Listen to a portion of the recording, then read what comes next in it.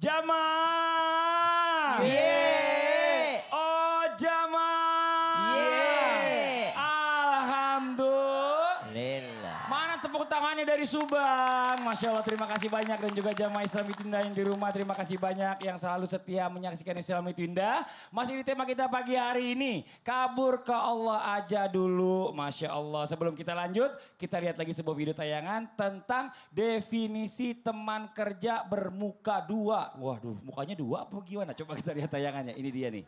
Tangan dong Bu. Itu video cuma acting doang contoh. Tapi dalam kenyataan hidup memang ada orang yang bermuka dua juga. Benar Ustaz Syam ya. Makanya kalau mau berangkat kantor bawa mukanya. Biar nggak bawa nyari cari muka di kantor. Atau ambil sama yang punya dua muka. Iya. Nah ini bagaimana Ustaz Syam nih. Kalau kita seandainya merasa dikhianati atau dikecewakan oleh teman kerja. Atau mungkin di teman kerja di kantor ini ada yang bermuka dua. Bagaimana caranya kita bisa kabur ke Allah. Yang bisa membuat nggak muncul dendam kepada teman kita atau teman kerja kita. Mohon izin penjelasannya Ustaz Syam. Tepuk tangan buat Ustaz Syam. Bismillahirrahmanirrahim. Tabi guru kami Ustaz Maulana Habib Utsman Mas Fadli serta guru-guru kami yang belakang Allah Subhanahu wa taala. Al-Quran surah An-Nasr. A'udzu billahi minasy syaithanir rajim. Allah. Bismillahirrahmanirrahim. Allah. Idza jaa nasrullahi wal fath ورأيت الناس يدخلون في دين الله أفواجا فسبح بحمد ربك واستغفره إنه كان توابا. Nabi SAW adalah manusia yang mulia. Nabi SAW adalah manusia yang termulia, tercerdas, terbaik. Pokoknya Nabi Muhammad itu sempurna sekali. Tapi apakah Nabi Muhammad tidak pernah dikhianati? Justru Nabi Muhammad sering sekali dikhianati. Ada perjanjian Hudaybiyah, dikhianati lagi. Tapi akhirnya apa yang terjadi? Setelah ada pengkhianatan justru inilah awal mula timbulnya yang namanya kejadian Fathu Makkah. Atau pembebasan daripada kota Makkah dari kuasa daripada orang-orang kafir Quraisy pada saat itu. Subhanallah, pengkhianatan yang terjadi kalau pandai memandang daripada sisi hikmahnya, maka ini adalah sesuatu yang penuh dengan kebaikan. Seperti apa? Kalau mau balas dendamlah yang terbaik. Mana balas dendam yang terbaik itu? Menjadi orang yang lebih baik. Dikatakan miskin, jangan balas dengan keburukan juga. Tapi balaslah menjadilah orang yang tidak miskin lagi. Dikatakan bodoh, jangan meneruskan diri menjadi orang yang tidak baik. Tapi teruskan, saya dikatakan tidak pintar, maka saya berusaha menjadi orang yang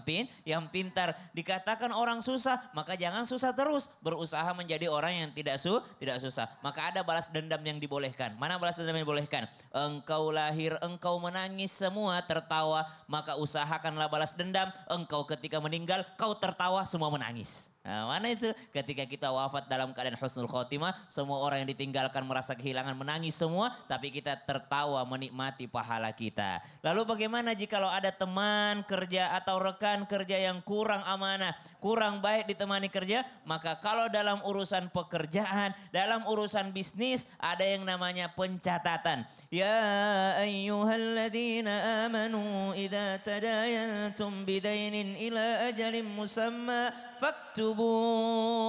Maka kalau urusan bisnis, urusan pekerjaan ada kejelasan catatannya. Maksudnya apa? Kalau urusan bisnis jangan pakai perasaan-perasaan. Enggak lah, enggak apa-apa orang baik, bantu aja dulu. Orang baik ini aja dulu. Tidak ada catatannya. Saya percaya sama dia. Akhirnya nanti akan menimbulkan masalah yang lebih besar lagi.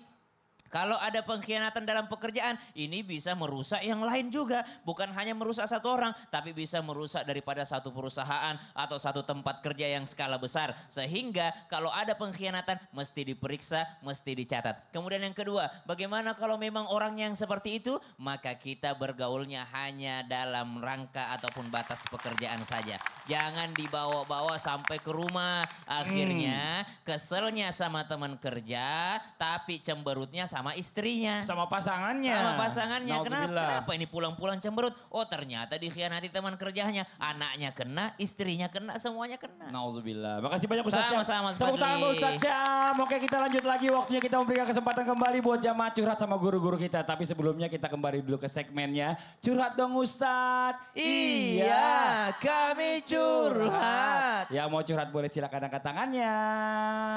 Nah, oh yang sini dulu yang dekat nih boleh Ibu, boleh turun Ibu. Silakan kasih jalan. Mohon Ini maaf. Ibu Ketua Majelis Taklim. Oh iya, masa sih kok tahu? Tanya aja. Oh iya benar, coba. Ibu mau izin perkenalkan dirinya silakan Ibu. Bismillahirrahmanirrahim. Assalamualaikum warahmatullahi wabarakatuh. Waalaikumsalam warahmatullahi wabarakatuh. Nama saya Umi Kasmira. Akan curhat Umi mau curhat apa Umi? bagaimana mengatasi seorang anak Mm-mm. yang kebiasaannya itu berbeda dengan yang lainnya. Contoh. Contohnya, anak ini sering mengambil barang temennya. Oh, oke. Iya, selain mengambil barang temennya, tangannya suka usil. Pokoknya luar biasa. Oh gitu. Ya, terkadang susah untuk menahan emosi, sering dikasih tahu, dinasehati, bahkan sampai orang tuanya dipanggil masih juga melakukan seperti itu. Itu bagaimana Umi caranya? guru bukan? Iya, Ya alhamdulillah ini guru nih curhatannya nih bener nih. Ya, ini Ibu Ketua Majelis Taklim. Ibu Ketua Majelis Taklim Umi? Iya, Oh betul. iya benar juga Ustadz Maulana. Ya Allah kok tahu sih? Kenal ya? Iya. Habib mau izin Bib, dijawab dulu Bib silakan. Bismillahirrahmanirrahim. Allahumma shalli ala sayyidina Muhammad wa ala sayyidina Muhammad. Ingat, didiklah anak kita dengan didikan yang baik yang pertama. Yang kedua, kasihlah dia makan yang halal, yang berkah. Ketika dia makan yang halal, maka akan menagih kepada kebaikan dan keridhoannya Allah Subhanahu wa taala. Ketika dia dikasih makan yang tidak baik, maka dia menagih kepada kemaksiatan. Dan tentunya yang ketiga, perhatikanlah anakmu. Didiklah dia dengan pandangan, perbuatan, perilaku dan contoh yang baik. Karena anak itu mencontohkan orang tuanya. Anak yang klepto atau yang biasa mengambil yang bukan miliknya, itu adalah anak yang mencontohkan temannya, lingkungannya, ataupun bisa mencontohkan yang ada di rumahnya. Kami nggak nyebut orang tuanya, tapi yang ada di rumahnya karena mencontohkan. Sehingga apa? Mengikuti kebiasaan itu. Sekecil-kecilnya atau sekurang-kurangnya walaupun pulpen, ya kan, walaupun penghapus, diambil nggak apa-apalah, ya kan, biasalah. Menurut dia nggak apa-apa. Dia nggak apa-apa, tapi kan itu menjadi sebuah hal yang fatal. Kecil, lama-lama jadi besar, lama-lama menjadi hal yang buruk. Dampaknya, itulah gunanya. Limadza yatakhlaqul walad, bagaimana seorang anak berakhlak. Berakhlaklah dengan akhlak yang baik, min sigoreh, dari kecilnya. Dididik dengan didikan yang baik, perilaku yang baik, batang yang halus, sekali lagi batang yang halus. Atau akar yang masih serabut, mudah untuk diluruskan. Tapi kalau akarnya udah kuat, batangnya sudah besar, sulit untuk diluruskan, maka akan menjadi patah. Oleh karena itu, baguslah bagi orang tua yang mendidik dengan didikan yang baik, guru yang tegas terhadap anak-anak didiknya. Sehingga apa? Mencerminkan bahwasanya apa? Ada punishment. Kalau dia salah ada hukuman. Kalau disalah dipanggil orang tuanya. Karena tidak bisa seperti ini. Nanti kebiasaan dia waktu besarnya akan membahayakan dirinya dan orang tuanya. Makasih banyak. Tambahkan Ustadz Maulana. Saya tambahkan sedikit aja. Karena yang dipaparkan oleh Habib itu luar biasa. Ibu mohon maaf kepada semuanya. Yang memiliki anak yang tangannya jahil, nakal, bandel, apalagi suka ngumpetin barang orang, apalagi tadi yang disebutkan klepto, itu hati-hati. Sebaiknya anak itu disibukkan dengan kebaikan dan tanamkan kepercayaan sebagai amanah. Nih amanah ini jelasin sehingga anak itu tahu yang mana haknya, yang mana bukan haknya. Kemudian mohon maaf tanpa menggurui hanya mengingatkan berkaitan dengan anak klepto itu harus didampingi terus. Jadi butuh komunikasi yang lebih akrab lagi dengan keluarga. Ditemenin. Karena kalau dia ngambil apa-apa bikin malu-malu. Pasti. Kebayang gak kalau ke supermarket terus dia ngambil terus ditahan. Wah. Malunya keluarga kita itu. Nauzubillah min dzalik. Makanya jangan biarkan anak yang memiliki watak seperti itu, sifat seperti itu, penyakit itu. Dibiarkan pergi sendiri. Karena bisa bahaya.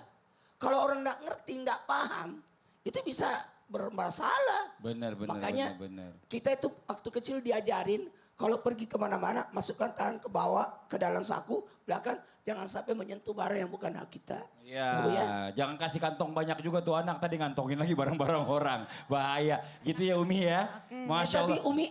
Umi mohon maaf Umi. Dalam hal ini kan saya rasa bukan kasus Umi. Kasus orang lain yang Pasti, diceritakan. Bukan kasus anaknya Umi. Karena Umi kayaknya udah tua anaknya. Oh iya. Iya, benar-benar. Udah besar. Ya Allah. Anak Dia- murid ini mah anak murid. Ya anak murid. Anak Anak murid. murid. Iya, anak Jadi dia murid. bermasalah dengan anak murid. Tapi Bu, kalau mau ada seperti itu, jangan dipermalukan anaknya, tapi diobatin. Ya, makasih Siap. banyak Ibu, luar biasa. Ibu tepuk tangan dulu Bu. Siap. Masya Terima Allah. kasih Habib. Makasih banyak Pak Ibu, Ustadz. Umi sini aja dulu nih. Umi, ini ada informasi menarik yang mau disampaikan sama guru kita Ustadz Maulana. Ustadz Maulana tuh kalau datang-datang tuh kadang-kadang banyak banget info-infonya. Ya, silakan. Kalau gitu kita mau kasih kesempatan Ustadz Maulana. Silakan Ustadz Maulana. Tepuk tangan buat Ustadz Maulana. Assalamualaikum. Waalaikumsalam. Kok kelihatannya kesel Bu? Saya kesel sama suami saya nih. Suami saya sekarang jadi pelupa. Bekal yang saya siapin nggak dibawa Pak Ustadz. Matanya juga susah baca kalau lihat HP. Layarnya terang banget. Apalagi sekarang tambah gemuk Pak Ustadz. Batuk pilek sering Pak Ustadz. Apa karena cuaca kali ya Pak Ustadz? Apa karena usianya udah 50 tahun ke atas ya Pak Ustadz? Kalau sudah usia lanjut, fungsi tubuh tidak sebaik saat muda Bu. Tapi saya ada solusinya. Ini dia, Renovit Gold. Multivitamin dan mineral untuk usia 50 tahun ke atas. Dilengkapi dengan 25 vitamin dan mineral. Renovit Gold juga mengandung zat aktif lainnya. Seperti beta-karoten dan lutein untuk menjaga fungsi mata. Ekstrak uperzin untuk menjaga daya ingat. Serta L-carnitin untuk mencegah obesitas. Saya juga minum Renovit Gold untuk persiapan Ramadan. Biar stamina dan daya tahan tubuh tetap terjaga. Tapi mengandung gula nggak Pak Ustadz? Soalnya suami saya tuh punya riwayat diabetes Pak Ustadz. Renovit Gold tidak mengandung gula. Aman buat penderita diabetes. Dan juga bersertifikasi halal juga. Sehari diminum berapa kaplet Pak Ustadz? Cukup minum 1 kaplet setiap hari setelah makan. Renovit Gold tersedia dalam kemasan botol 30 kaplet dan strips berisi 4 kaplet. Nah, apalagi sekarang sudah masuk bulan Ramadan. Jangan lupa beli Renovit buat ibu dan suami di rumah. Kalau untuk anak saya yang masih di usia produktif gimana Pak Ustadz? Nah, kalau itu minumnya Renovit setiap hari dilengkapi dengan 26 vitamin dan mineral untuk menjaga kesehatan dan daya tahan tubuh. Belinya di mana Pak Ustadz? Ibu bisa beli di apotek terdekat atau beli di e-commerce. Untuk tahu manfaat Renovit dan Renovit Gold, follow akun Instagram dan TikTok @renovitmultivitamin. Renovit dan Renovit Gold siap jaga kesehatan dan daya tahan tubuh. Jangan kemana-mana ya jamaah. Kita akan lanjutkan Islami Tinda setelah yang satu ini. Jamaah-jamaah, alhamdulillah. Nah buat jamaah, beli Renovit dan Renovit Gold sekarang. Ayo, mumpung mau masuk Ramadan. Ya Bu, ibu juga beritahu suaminya. Sip. Anak-anaknya juga.